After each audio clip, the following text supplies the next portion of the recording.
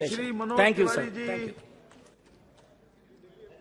जी। महोदय, मैं जब आज आ रहा था संसद में तो हमें एक दिल्ली के व्यक्ति मिले, बोले जरा जाके भैया बताना मुझे कि जो व्यक्ति लगातार सबको चोर कहता रहा, आज उसी को सही ठहराने कैसे लोग बैठे हैं।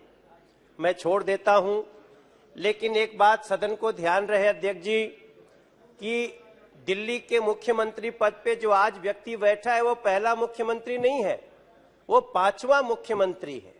इनके पहले शीला दीक्षित जी बैठी थी, उनके पहले सुषमा स्वराज जी बैठी थी, उनके पहले साहिब सिंह वर्मा जी बैठे थे और पहले मुख्यमंत्री मदन लाल खुराना जी थे। कभी भी इस तरह का संकट दिल्ली में नहीं आया था जो आज आया है। अभी थोड़ी देर पहले हमारे एक सदस्य लोक लाज की बात कर रहे थे। बिहार के नेता हैं, बिहार के नेता के मुंह से लोक लाज सुन के हमको हमारे भोजपुरी का एक कहावत याद आ रहा था कि सुपवा बोले तो बोले चलनियो बोलत अटे, जना में 72 छेद बाटे। फिर भी सभापति महोदय, हम भी चुन के आए हैं। हमारे साथियों ने कई बार कहा वो चुन के आए हैं, चुन के आए हैं, चुन के आए हैं। हम भी चुन के आए हैं, 2-2 बार चुन के आए हैं। और यही नहीं, हम निगम में भी चुन के आए हैं और ये सभी चुन के आए हैं जो ये कानून बनाने वाले लोग हैं। लेकिन पता नहीं क्यों उनको अपने ही कानून बनाने की क्षमता, योग्यता पर संदेह हो गया है। कोई बात नहीं, डिसाइड करेगी देश की जनता। जब कोविड आया था तो याद करिए क्या हुआ था। देश के गृह मंत्री अमित शाह जी सड़कों पे थे। जब कोविड आया तो ये अस्पताल दिल्ली का दौरा कर रहे थे और जो दिल्ली का मुख्यमंत्री थे वो कहीं अंदर बैठ करके पता नहीं कौन सी मच्छरदानी ओढ़ के बैठे हुए थे।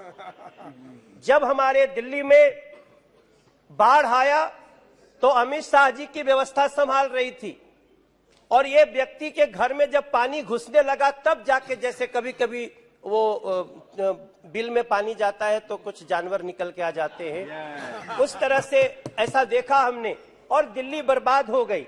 मैं आज आपको बड़ी विनम्रता से कहना चाहता हूं सभापति महोदय, तब या तो दिल्ली के मुख्यमंत्री शीश महल में सो रहे होते हैं या तो शराब घोटाले की प्लानिंग कर रहे होते हैं।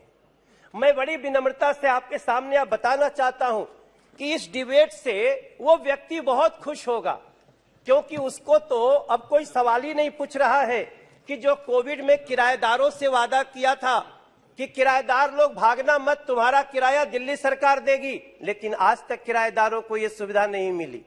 यहाँ के लोग पूछ रहे हैं, हमारे साथियों ने भी कहा यमुना गंदी कैसे हो गई, डीटीसी घोटाला कैसे हो गया, यहाँ पीएम आवास योजना क्यों नहीं चालू है, यहाँ पे आयुष्मान योजना क्यों दिल्ली में बंद हो गई, यहाँ बुजुर्गों का पेंशन क्यों बंद है, यहाँ जल बोर्ड घोटाला क्यों हो गया, यहाँ गरीबों का राशन कार्ड क्यों नहीं 9 साल से बन रहा है।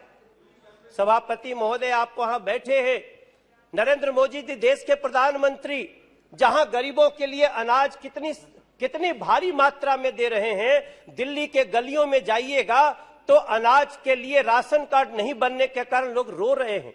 और आज जब मैं बात कर रहा हूं, कल शाम को दिल्ली के मुख्यमंत्री को पब्लिक ने पकड़ लिया।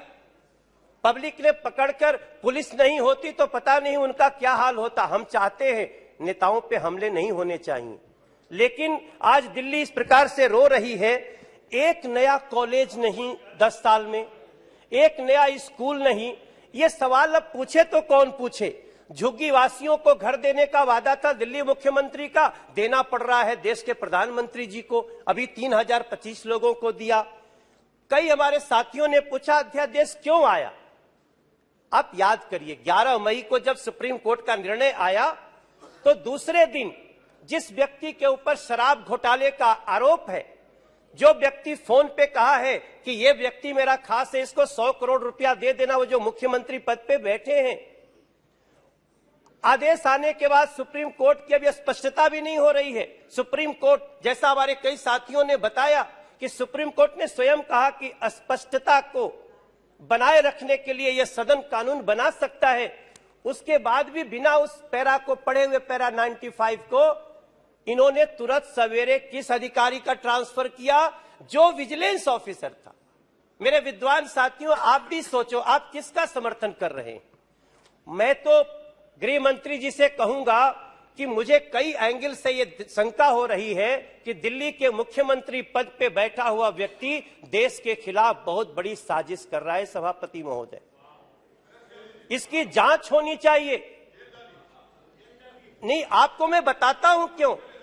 अभी जब यमुना जी में बाढ़ आया, अभी जब मैं यमुना जी में बाढ़ में गया तो मैं मुख्यमंत्री का एक बयान सुनता हूं, कई लोगों के कागज बह गए हैं, उनके कागज फिर से बनाए जाएंगे।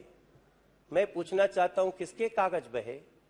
हम तो जिनके जिनके लिए खाना लेकर के गए, जिनके जिनके लिए हम रोटी लेकर के गए, जिनके लिए हम नाव लेकर के गए, वो तो अपना सारा सामान लेकर के सड़क पे सिर्फ टेंट का इंतजार कर रहे थे।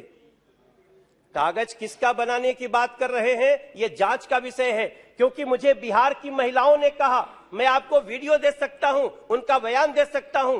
बिहार की, यूपी की महिलाएं कह रही हैं, हमें तो ये मुआवजा भी देने को तैयार नहीं है। मेरे सभी साथियों, आप विचार करिएगा।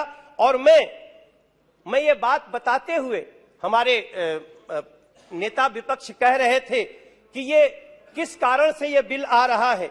सुप्रिया सुले जी यहां बैठी थी, अभी है नहीं, उन्होंने मिस कोट किया सदन को। उन्होंने कहा कि दिल्ली के पूर्ण राज्य पे हम हमेशा मैनिफेस्टो में देते हैं।